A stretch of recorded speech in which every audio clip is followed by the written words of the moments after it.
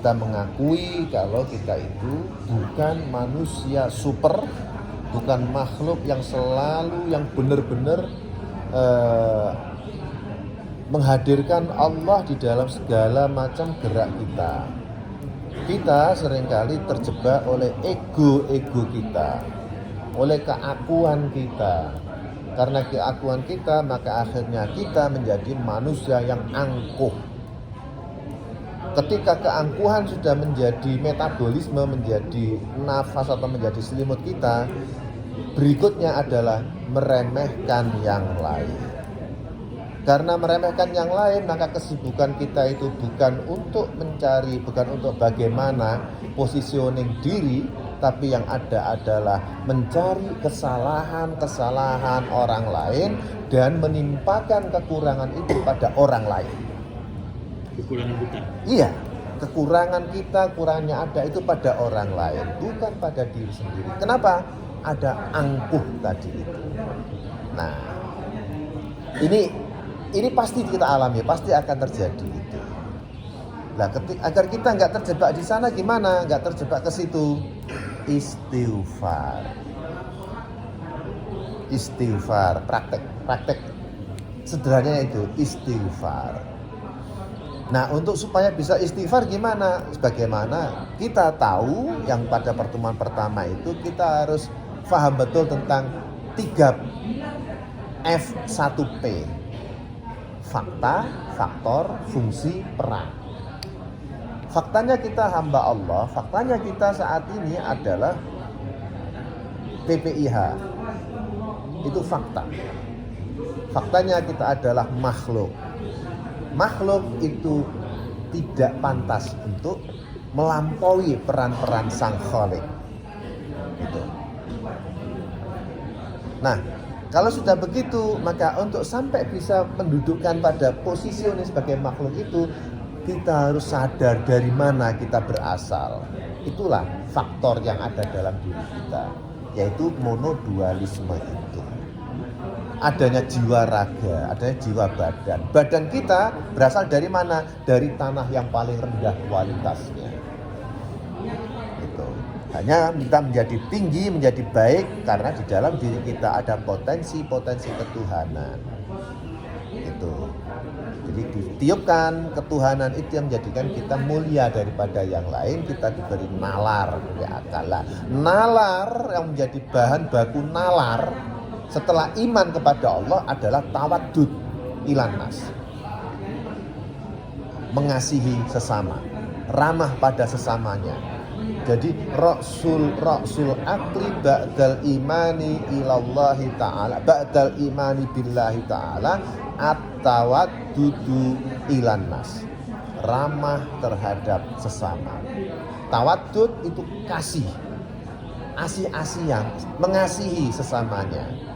Meramahi sesamanya, bukan memarahi, meramahi, menggauli sesama dengan penuh kerahmatan, penuh kasih. Jadi setelah iman, yang menjadi basis utama nalar kita itu adalah mengasihi sesama, nebar kasih. Makanya ayul a'mal ayul islami afdal ya Rasulullah, qala, apa Islam yang terbaik itu? Itu bukan yang lain, tapi ternyata dijawab oleh Allah, mut'imut ta'am wa ifsa'us salam ala man arrafta wa man lam ta'rif. Agar memberikan makan, memberi pemenuhan kebutuhan dasar, kebutuhan pokok sesamanya. Kemudian wa ifsa'us salam ala man arrafta wa man lam ta'rif. Tidak sekedar assalamualaikum. Itu contoh-contoh sederhana. Tapi ifsa'us salam ala man arrafta wa man lam ta'rif. Garisnya striknya itu, yaitu menyapa, menebar damai pada siapapun yang sudah kau kenal dan siapapun yang belum kau kenal. Ramah terhadap siapapun. Nah, ini dalam praktek keseharian yang patut untuk kita tanamkan dalam diri kita. Untuk itu, kapan kita mulai mempraktekkan semua itu? Dalam prakteknya adalah adanya apel. Apel itu titik mula, starting point kita untuk menggauli yang lain, bergabung dengan yang lain, membaur. Sehingga apel adalah perwujudan kesadaran komunal. Kalau absen itu perwujudan kesadaran personal. Itu absen. Maka absen itu kan masing-masing kan? Tapi apel itu adalah hadir secara serempak dalam satu titik secara komunal bersama yang lain, hidup bersama yang lain.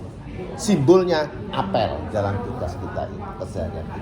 Sehingga nggak harus dioyak ketika sudah kesepakatan bersama sawadul a'dham itu adalah dimulai jam berapa, sebelum itu kita siapkan di situ.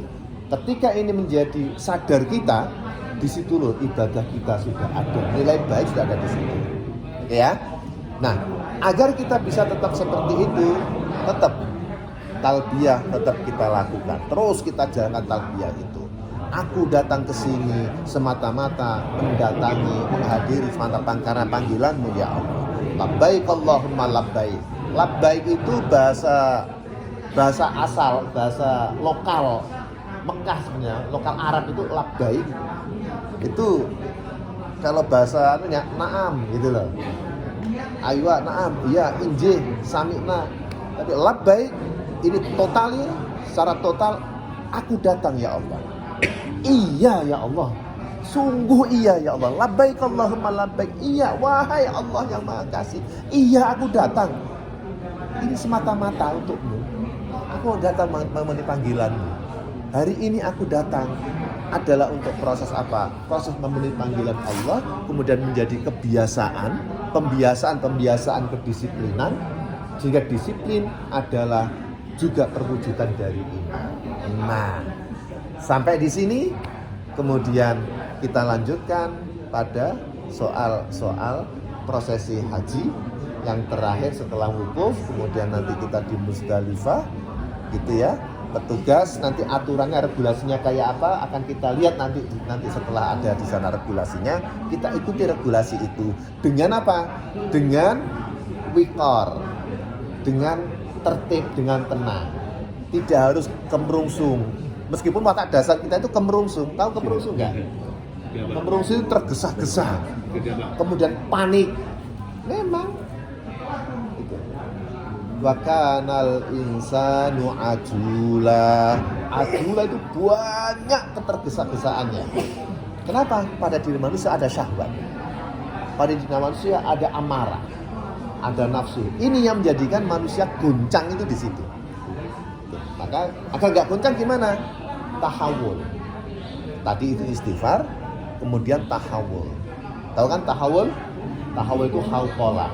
La haula wala quwwata illa billah. Sadar diri aku bergerak itu hanya karena izin Allah. Sehingga pada level tertentu nanti akan muncul bahwa gerakanku ini adalah gerakan Allah sebenarnya, bukan gerakanku. Karena dalam diriku hanyalah ada Allah, nggak ada yang lain.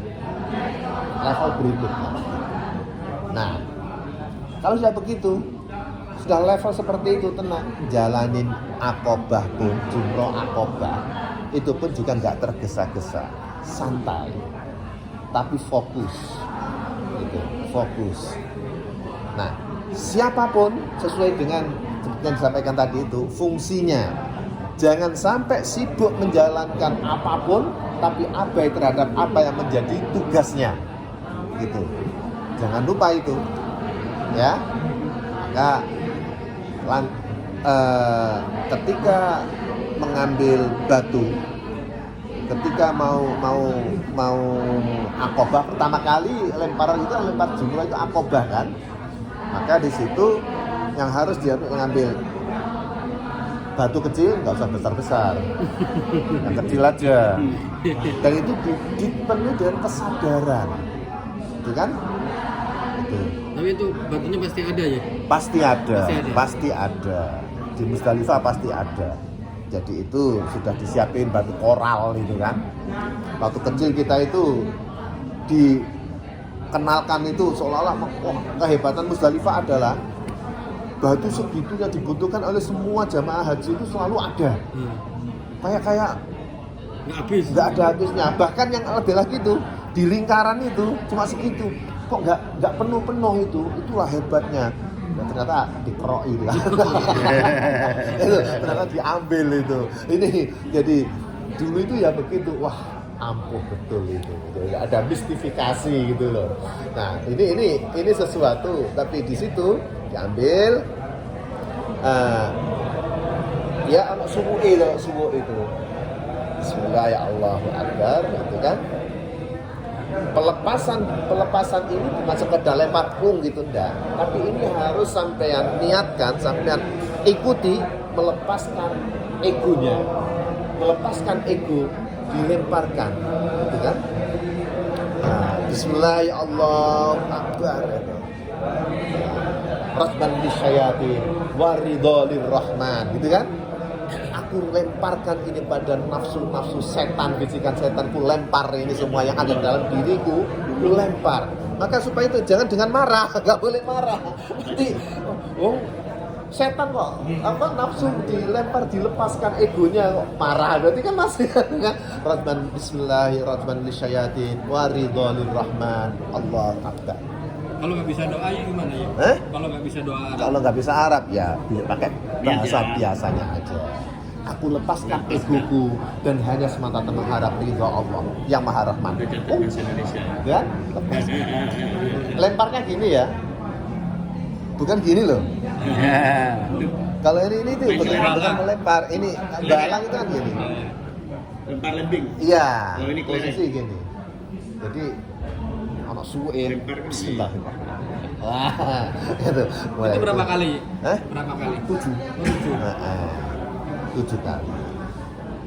Wing. Jadi Bismillahirrahmanirrahim. Rajman bisyayati waridholir rahman. Aku melempar. Ini semata-mata itu melempar setan.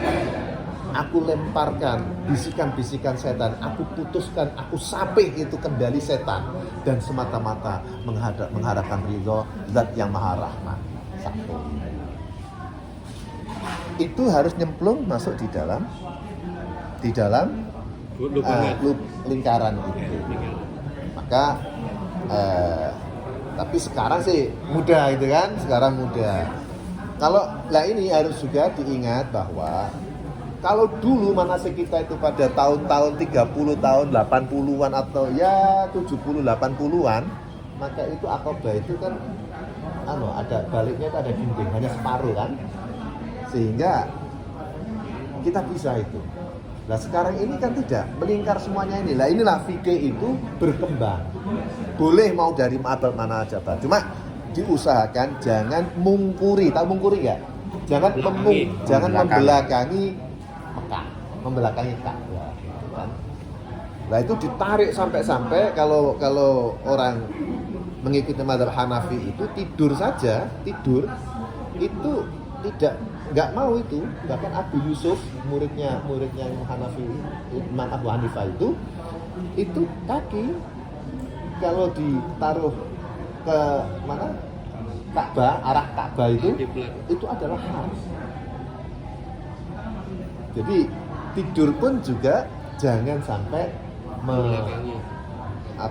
tetap ada kesopanan. Jangan bedek gitu. Kepala di posisi ini. Itu antara lain akhlak akhirnya gitu. Itu akhlak. Nah, sudah ya Rajman bisyayati rahman. Selesai ini tahallul. Tahallul pertama itu konsekuensinya itu dalam rangka untuk melepaskan, untuk bebas ganti baju.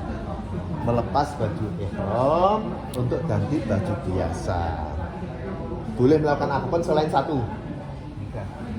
Nikah dalam pengertian bersetubuh. Gitu ya.